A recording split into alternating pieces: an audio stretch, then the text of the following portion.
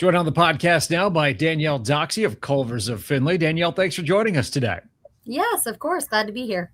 So we've started doing this last month. It was a lot of fun trying to give people sort of a slice of life of the Findlay business community, a day in the life of the different industries that are represented here in Findlay and Hancock County. And I thought for April, let's do restaurants. And lucky you, you won you were volunteered as tribute to represent restaurants in Findlay and Hancock County. So we'll spend some time on that. How's that sound? That sounds great. So let's before we talk about Culver's and just what your day is like, everything. Let's talk a little bit about how you came into the restaurant industry and how that came to be. So long story short, I went to school. I graduated from Ohio University, actually, and I wanted to do event planning. So my degree was a Bachelor of Science in Human and Consumer Science Education, really fancy for hospitality management. And I actually said my senior year, I was determined to have a job before I graduated because, student loans.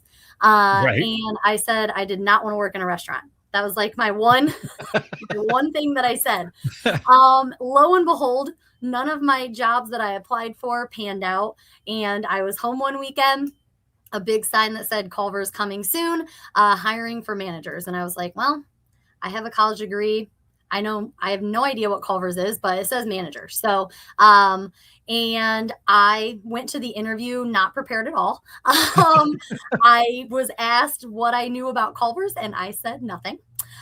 So somehow I ended up still getting the job. And so I started with Culver's of Findlay in June of 2011. And here I am today. And the restaurant has been there ever since. If it makes you feel any better, when I was getting out of college, I wanted to work in radio, and I did, but I swore I don't want to work at a country radio station.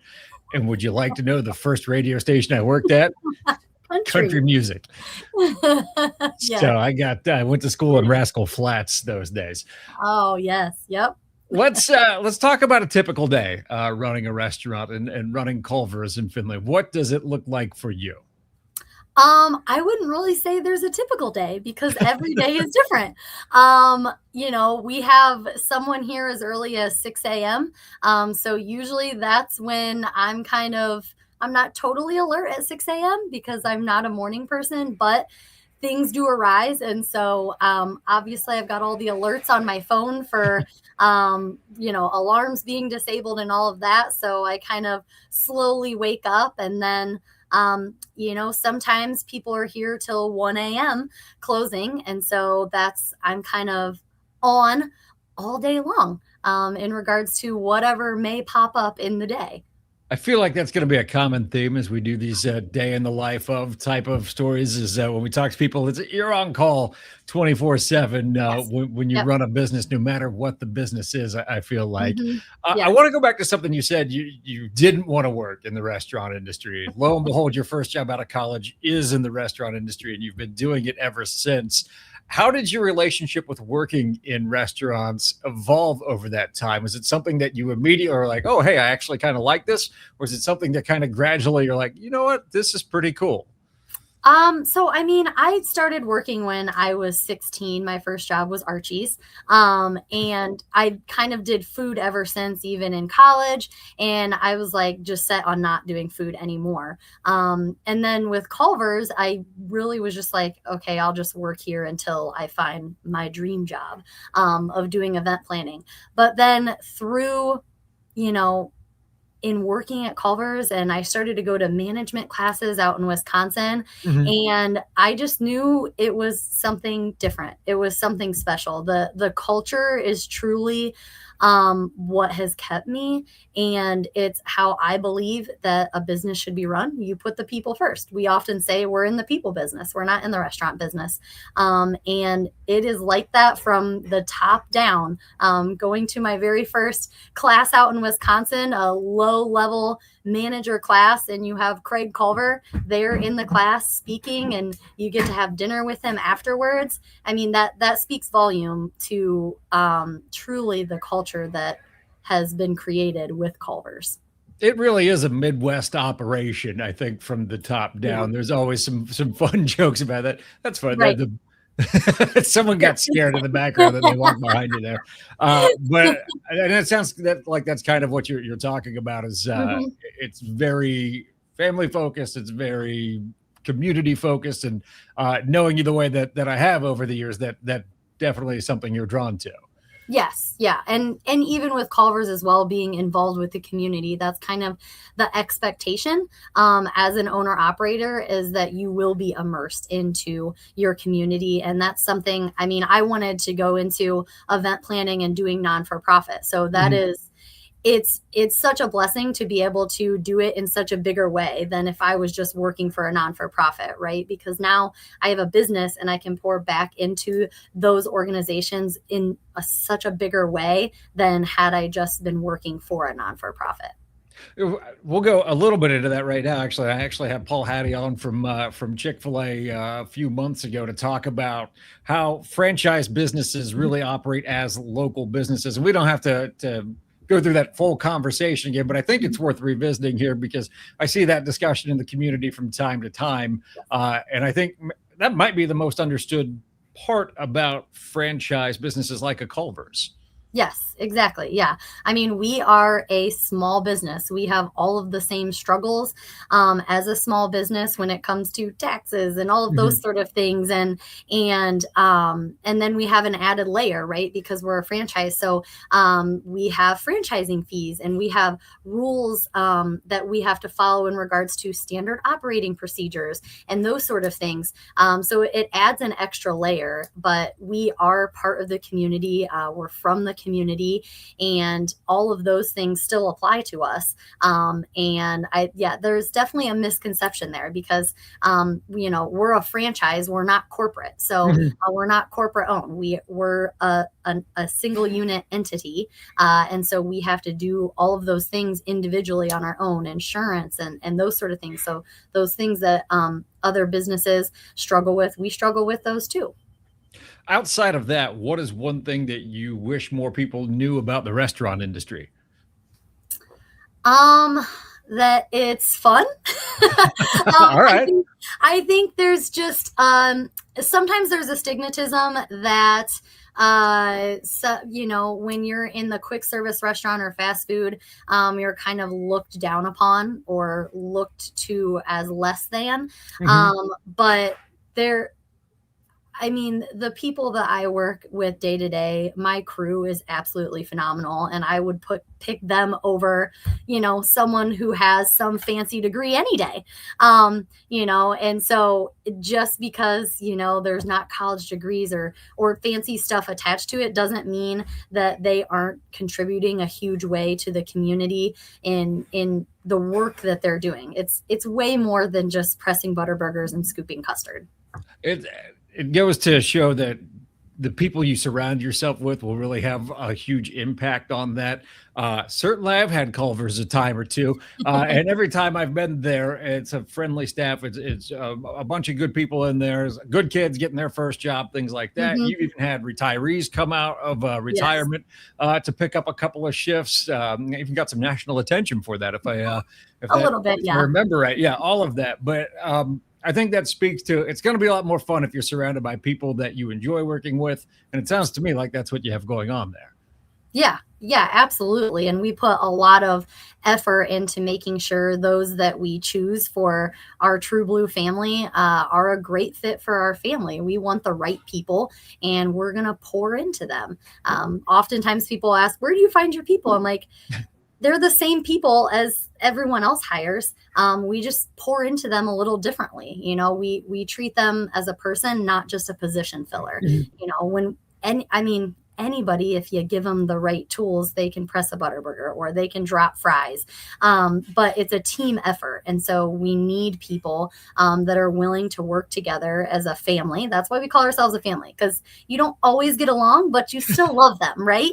And so that's why we no matter what, no matter how crazy it gets, today for lunch, it's a Monday, we're expecting not to be that busy, and we got slammed, we got a bus, we got all of the things, but we stuck together, we powered through it. We even had someone come in and she was in her street clothes. I put out an SOS. I was like, if anybody's driving by, and she hopped in and helped with custard. And so it's those little things that truly make a difference.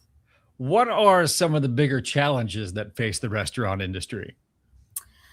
Um, I would say sourcing, for sure right now in today's world. I think kind of ever since after COVID, Mhm. finding the right products and the timeliness of it as well. That's one thing with Culver's. We never sacrifice the quality of our product. And so that brings on other pressures, increased pricing. We're not going to Yeah. sacrifice, we won't sacrifice quality. And so prices are rising. And so then you have that struggle of, we're paying more for stuff, but you still want to keep your guests happy. So you don't want to jack up prices. So it's all about that balance and figuring out how to keep everybody happy. Well, and I would imagine part of that, and this is unique, I think, to franchise restaurants, is Culver says, all right, this is going to be a special we have this month. Then it's on, I suppose you have I always see the fine print on any fast food where it's like may not be available at all locations. I suppose you have the option to do or not do it, but I think more often than not, you end up doing it, but then that probably leads to more sourcing challenges. And how's this going to change our flow in the kitchen and everything that goes along with that? Yes, and the great thing about Culver's is they extensively trial stuff and everything before rolling it out to restaurants. But I do remember when pretzel bites were first rolled out, we're like, what in the world is happening here? Because we actually, all of those cheese cups have to be portioned individually. So someone is portioning every single one of those cheese cups because it's real cheese. It's Wisconsin cheddar cheese. It's not a nacho cheese. It is real cheese. So it's Mhm. got dairy in it. So it has to be, it's only good for so long. It has to be prepared every so often. I mean, we are portioning cheese sauce every single day. But yeah, those challenges are, it's figuring out what works best for our restaurant because like you said, some of those things are optional, but some of them aren't. And so we have to find what works best for our restaurant and our team. What are the things that excite you for the future of the restaurant industry? Ooh, well, one thing that I am excited about is being able to help with our speed of service Mhm. using AI in that aspect. So, Okay. being able to track the cars in drive-through instead of using the system we use now. What we use right now is just a bump system. So it's relying on the person that sets the food to bump the order to know how long that it took that guest to get the food, Okay. which we all know there's lots of human error there. And so we're finding a way to get a more accurate result of how much time the guests are spending on our lot and understanding how we can make that better for them because with a drive through, we all know, especially being off the highway, you want to be able to get in and get out. Absolutely. But that's a really cool application of the technology there. So that'll Yes. be interesting to see that roll out and Yeah. how that drives efficiency. I Yes. would definitely, you want to be efficient. I get the impression though, talking with you, it's not a slave to efficiency. You're still going to take the Right. time to do things right without cutting corners, which I think Yes. that is a lot of what people worry about with the restaurant industry now, and not necessarily franchises and locally owned and operated like you guys are, but sometimes directives come down from Mhm. corporate, and you may not want to do them, but you have to. You're not in that position, but you still have to be efficient. That's another balancing act that you have to do. Yes, yeah, and especially what a lot of people don't understand is we are a quick service restaurant. We are not fast food. So just because we have a drive-through, people Mhm. assume that we are fast food. We're not. So we truly do not make your food until you order it. If once you order that patty, that's when we press those patties on the grill. Once you order those onion rings, that's when we drop those onion rings. Mhm. Even like the crispy chicken for instance, that takes 5 minutes to cook alone. So you're looking at a 5 minute wait time from the moment that you order it and it gets put into our system for the fryer person to drop it. And so that's what a lot I try to help educate people on is when we say we're making your food fresh, we truly are. We don't have warmers in the back just holding burgers or holding tenders. There is nothing of that sort. It is being made when you order it. That's I feel like I've known that based on my trips through the drive-thru. I get my number and I pull up and I Yes. listen to Yep. my podcast or whatever, and I'm like, I'm gonna have some hot French fries out here in a second, or actually, I'm gonna get the Exactly. cheese curds. Who am I lying about? I'm getting the cheese curds. So, one of the last questions I want to ask you is for, like you said, you had apprehension about going into the industry or continuing in the industry coming out of college. So, if you were talking to someone who had that same apprehension now as they're looking to start a career, I think there are a lot of great career opportunities in the restaurant field. In fact, you mentioned you have a degree in hospitality management. My oldest is about to receive his degree in hospitality management. So Awesome. give him some advice on not looking past the restaurant industry.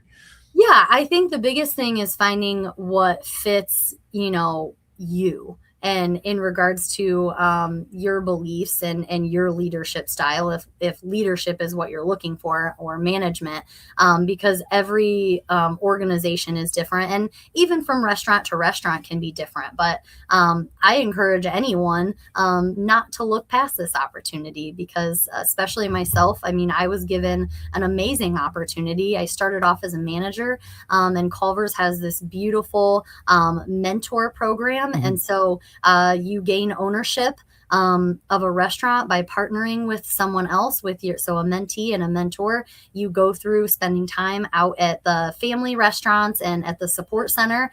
And so someone such as myself, I was given that opportunity at such a young age and I ran with it. And that's what I try to tell so many people is if you're don't look past an opportunity just because it's not something that you're thinking you want to do. Keep your eyes and ears open to whatever it may be, because here I am 15 years later getting ready to open a second location and hopefully several more. I was going to ask if we could talk about that. Can you tell people what's happening with the second location? Yes, yeah. So we purchased land in Lima, Ohio. We'll be right across from the fairgrounds. We actually had our development meeting last Monday. So we were picking out paint colors and floors and all of the things. I'm trying to envision it in my head, like what color here, what color there, what stone do you want? But all of that was done last Monday, and then working with our contractors and our architect to get plans finalized. We probably will not open any sooner than spring of 2027 because there's a lot that goes into it. But I know that year is going to fly by with all of the planning and those sort of things. So, but we also, we have intentions of opening more than that, helping. My brother is actually our GM here, Mhm. and he has aspirations to go through the mentor program and open restaurants of his own, and we'll help him do that. So the last question, people are going to ask you this. I suppose you hear this every day, but what is your favorite menu item? Well, today I've been trying to stay away from gluten, Okay. but we have our Colby Jack Pub Burger back, and Say no more. it Say is no more. by far the best limited time burger we have ever offered. It is the best, and that is what I had for lunch today. But keep in mind, I had a side of broccoli instead of doing cheese curds. So, but that's the great thing about our menu is there is something for everyone. If you're just wanting to get in on all of the gluttonous things, we've got that. But then also, if you're trying to stay healthy, you can do that as well. The pub burger is my favorite. I'm so happy to hear it's back, and so I will be back by sometime soon to get that. Danielle, for anybody who wants to learn more about Culver's here in Findlay, maybe you're hiring or whatever the case may be, what's the best way to get in touch with you? So you can just go to culvers.com and choose the Findlay location. On there, you'll see if we're hiring. We are hiring. We're always looking for superstars. But you can see the flavor of the day list, the soups that we have. And then as far as staying connected on socials, Culver's of Findlay on Facebook and on Instagram. We try to keep that updated with fun community happenings going on. Right now, we are promoting our Duck and Jeeps for Heroes. Mhm. So we're really excited about that. That's our first year of doing it. And so that'll be May 16th. And really looking forward to that event. Actually, I have one last question. This happens Yes. about every fifth podcast. I think of one more question I want to ask. Well, I think I'm wrapping it up. So I appreciate you sticking around for this. Uh, Restaurants certainly a very, very competitive industry. That people have limited budgets. They're going out a little bit less these days. But in that competitive market space, what I've noticed with Findlay restaurant owners and restaurateurs is it seems to be a very cohesive group for the most part, where it's not necessarily like you were at the Chick-fil-A grand opening when we did Yes. the ribbon cutting for that. You're all competing against each other, but it seems like you all support each other at the same time. Yes, yeah, absolutely. There's, we all have our own spaces. And so I think just focusing on our business and helping others where we can it definitely makes a difference. Because we all have something different to offer, I Mhm. believe. And it just depends on what that person is looking for the day. Well, Danielle, we appreciate your time. Thanks for talking about the restaurant industry with us. Yes. Thank you so much. Have a good day.